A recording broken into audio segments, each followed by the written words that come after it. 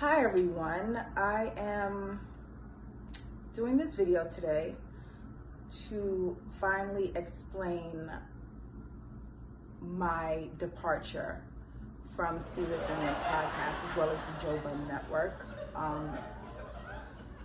I sat with this for 3 months anxiously debating with myself whether I feel comfortable enough to express my reasoning for my departure. I have to read this because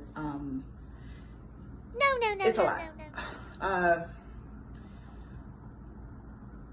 After 3 long months of anxiously debating whether I feel comfortable enough to express my departure from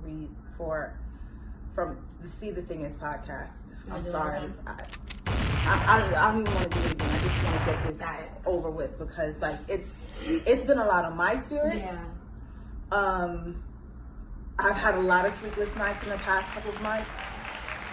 I have constant reminders of what has transpired, so I just kind of just have to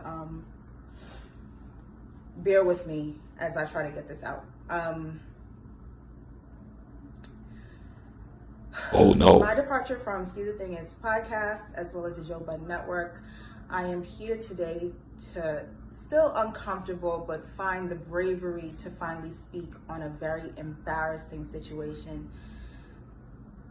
Not only to start my healing process, but to help give encouragement to others who have similar stories of sexual harassment in the workplace. On January 18th, 2021, Joe Budden sat in on a recording of the female-led podcast I was a part of and continuously made sexual suggestive remarks to me that made me extremely uncomfortable. Oh no. As well as fearful of dampening the mood if I didn't laugh along while he made those sexual remarks to me. Those moments were not only, excuse me, those moments not only live on the internet forever, it also forced me in the decision of quitting the podcast. And I'm now in a place where it was traumatizing, embarrassing, and I've decided that I have to actually speak up because not only was it important for me to walk away from it, it also is important for me to speak up, not only to help heal myself, but also to probably help others in the future and let them know that this probably wouldn't be the best situation for you to enter into working with this person.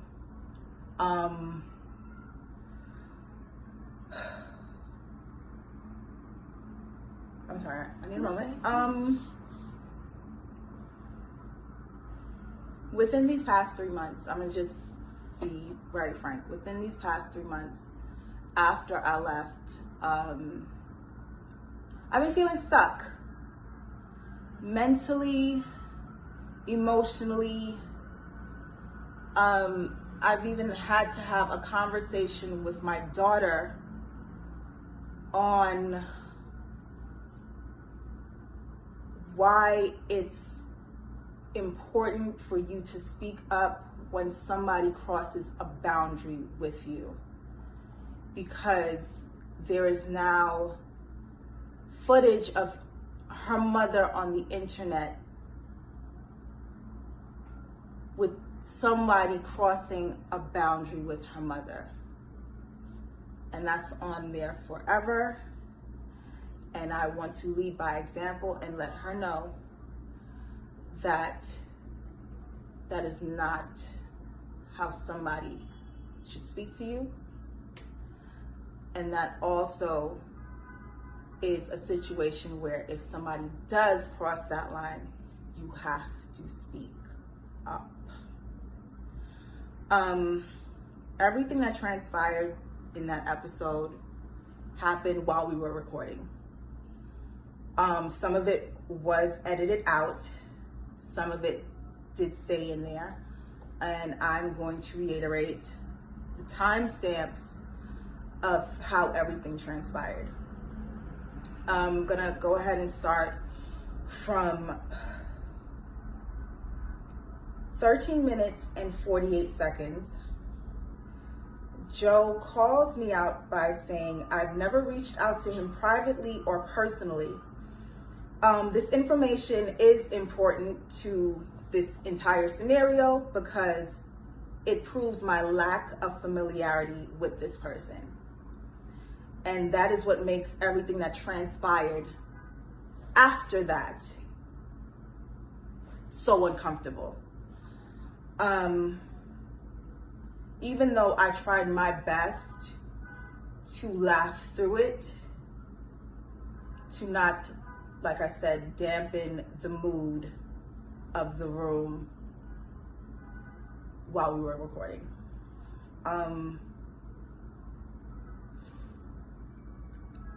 At 14 minutes 34 seconds, there's an edit in the recording because Joe says him and I should speak more because, quote, "he's been wanting to fuck me since we've met."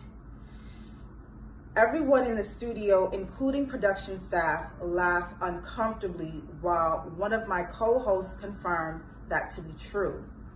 I am mortified by this revelation, not only because it's revealed while we are amongst the presence of all of the production staff, but it's also being done while we are also recording audio as well as visual. That scene was cut out, and it jumps to Joe repeating, "We should speak more because we have the least dialogue." At 19 minutes and 26 seconds, another edit happens because Joe makes another suggestion to having sex with me. This is shown, Joseph makes another suggestion to have sex with me. That scene is edited out, and what is shown in right after that is me closing my eyes, saying no, and then he says, "Never mind." At 21 minutes 30 seconds, Joe tells me to hit a button, bitch, because I didn't hit a sound effect fast enough. At 24 minutes and 54 seconds, Joe makes a comment that I am throwing my singleness in his face, and he thought we were going to be a network power couple. Once again, I'm trying to laugh all of this off as it's transpiring. I reply by saying, "Sorry, Joe, we're not." At 25 minutes and 42 seconds, I make a comment about relationships in general within the conversation. Joe retorts that my shirt that I was wearing isn't buttoned like I'm single. Excuse me, I have to repeat that. My shirt that I'm wearing isn't buttoned like I'm single. I pause, cover my chest with my hand, and try to brush it off once again and continue the conversation. At 31 minutes, 42 seconds to about 35 minutes and change, Joe makes me feel like I'm in a hostile work environment by letting my co-hosts know that I am carrying the group because they don't dress sexy enough. Because now, not only am I embarrassed for myself in being objectified, but also you're making other women that I have to work with on a regular basis uncomfortable by telling them they don't dress sexy enough. Like I said, this transpired while recording, in front of cameras, and in front of the entire production staff. So with that, I'm sorry.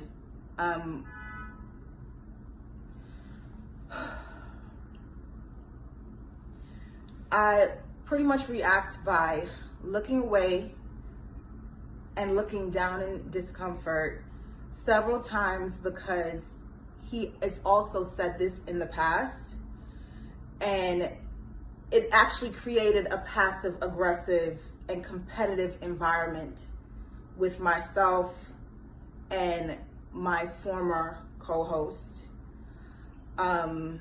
where she admittedly attempted to shut down every idea I brought to the table because it wasn't well received by Joe and Ian, his business partner. That same former castmate often relayed group chat conversations back to Joe, which I personally felt was done because she wanted to secure her spot as his favorite, because he's made it clear to the entire group that he favorites me. Fast forward, we usually take a pause for about 10 to 15 minutes during recording to kind of regroup and get to the next segment. During that break, I leave the studio to go inside of the green room where Joe is sitting there alone. He asked me if I was okay, and I just immediately said yes, to not even try to further any sort of conversation or uncomfortableness. He then tells me he's gonna come back and sit with us and just give an on-air hug to lighten the mood. I say, okay. Fast forward to 2 hours, 16 minutes, and 3 seconds into the show. Joe returns and he mentions us and just giving us our accolades as we've been doing good thus far. This scene is edited once again because, let me rephrase that, let me go back. He goes down the line to give everyone their accolades. He starts with Mandy, he goes to Bridget, and then once he gets to me, the scene is edited again because he says Olivia is unique because I want to fuck Olivia and the fans love her. That scene is edited out. Those words are edited out. But what's left there is me widening my eyes in shock and embarrassment, because after he asked if I was okay and he said he would come back to lighten the mood, I didn't think he would once again reference to wanting to have sex with me. At 2 hours, 17 minutes, and 5 seconds in the timestamp, Joe asks if he can give me an on-air hug. My co-host said yes, they insist, and I slowly get up to hug him. Still apprehensive, I give him a hug somewhat of a distance to kind of hug, no pelvis there. It's unbeknownst to me until I actually watch back the episode that he was moving his hips while he was hugging me. I laugh uncomfortably because I don't know what else to do at that point. It's nervous laughter at this point. Everyone else is like kind of chuckling, and I sit back down, and at 2 minutes, 17 seconds, and I'm trying to like just get all of this out because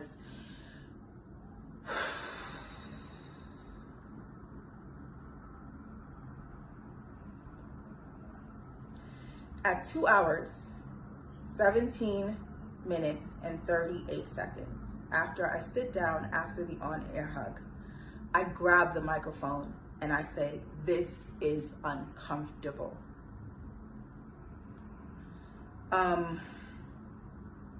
That's pretty much the end of the episode that was recorded.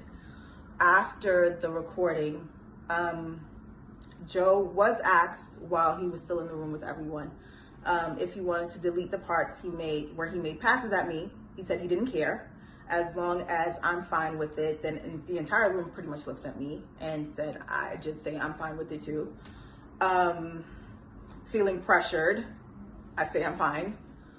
A few minutes later, I was called back into the studio to see if I wanted to hear the unedited version again and decide if I really want to keep it in there. I listened to it again, and in my ears, it sounded like everyone was laughing. So who am I to say this needs to be taken out? I don't have much say in the situation. I've already been belittled in this situation by being sexually harassed and objectified. Because just to break from me having these bullet points, at the end of the day, that's what sexual harassment in the workplace especially is. Belittling someone, taking away their dignity in those moments of seeing them less than. So as much we can say these are jokes, I'm an employee. I didn't have a previous rapport with this person before coming onto this podcast. I didn't have any romantic relations with him, nor did I want to at any given point in time in my life. And many would probably ask, well, if you know the history of Joe Budden, well, why would you sign on to do something like that? Let me tell you right now, if you're going to work and your intention is just to go in and do your job, it should be just that, no matter who's there. If you have no dealings with this person, they even admit to having no outside conversations with you up until that point. At no time should anybody feel comfortable enough to say anything of that nature to you. I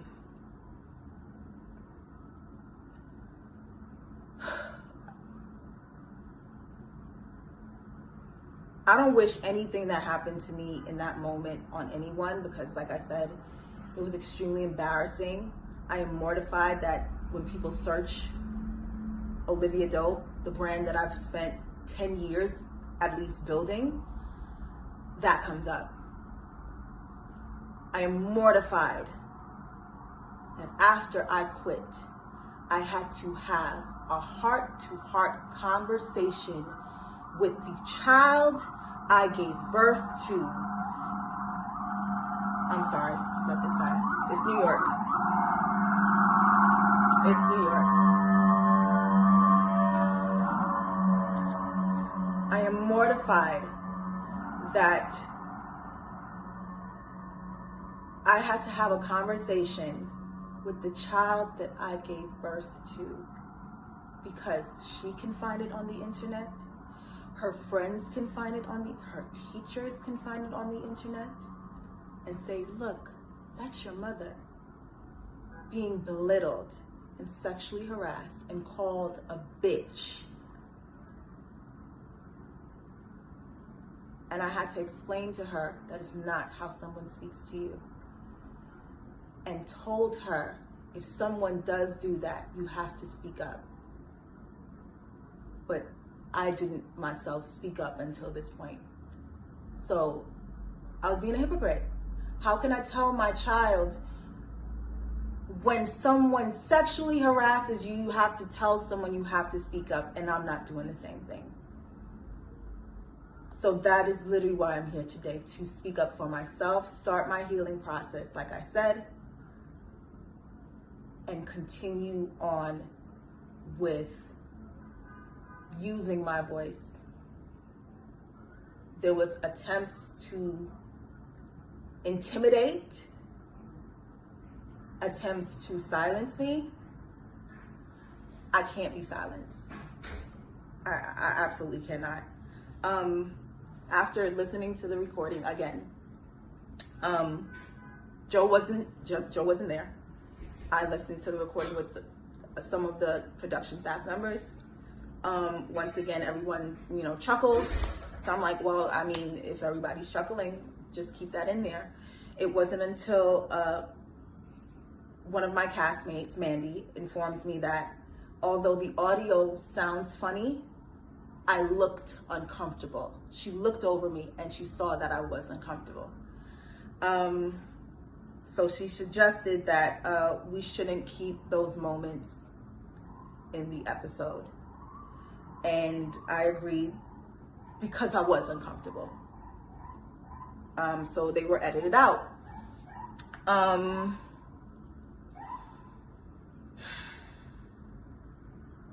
I just wanted to speak my piece. It was really, really hard to even get up to this point. Sorry if I had to speak slow. Sorry if I had to like stutter, and I just really had to take the time to really formulate what I was gonna say and how I was gonna say it, because there's so many thoughts that go through my head about this whole scenario, about the situation, that it's been hard to even get it out in front of this camera right now.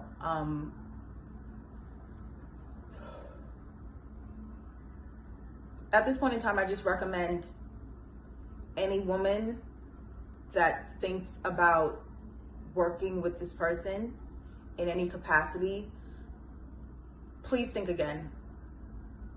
I should have walked into this situation doing a bit more research on how work environments are with him.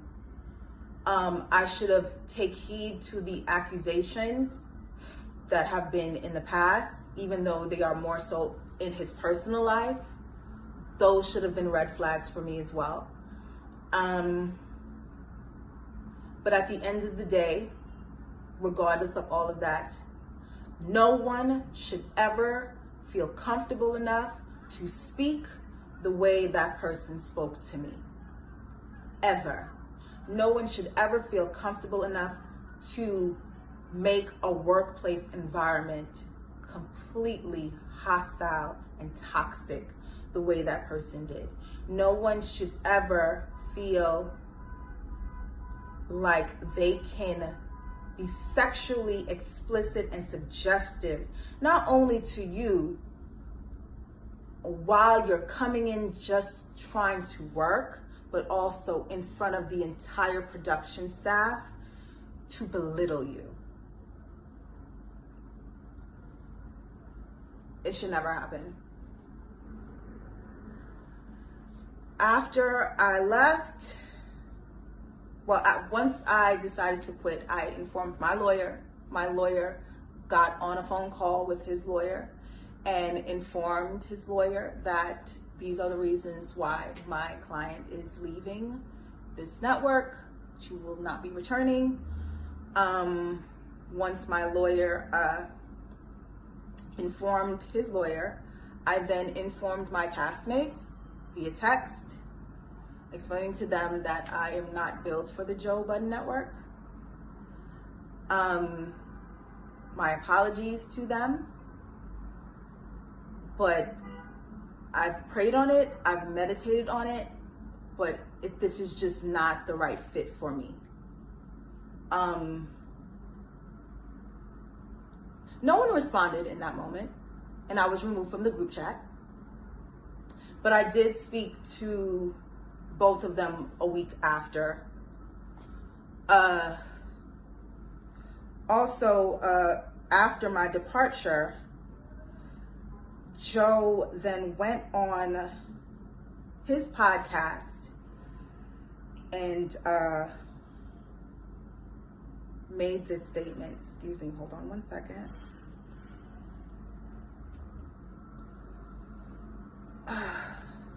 Joe made this statement on his podcast. Enough of this Karen looking like a baddie. Shit. HR, Joe, HR. I need to be like Ross. See, if Ross, would you ever hire any women? Nah, I'm gonna fuck the bitches. Funniest part ever. Shout out to Ross. Is that it? No, he said it. I'm about to say, that was like almost a direct quote. He said that shit.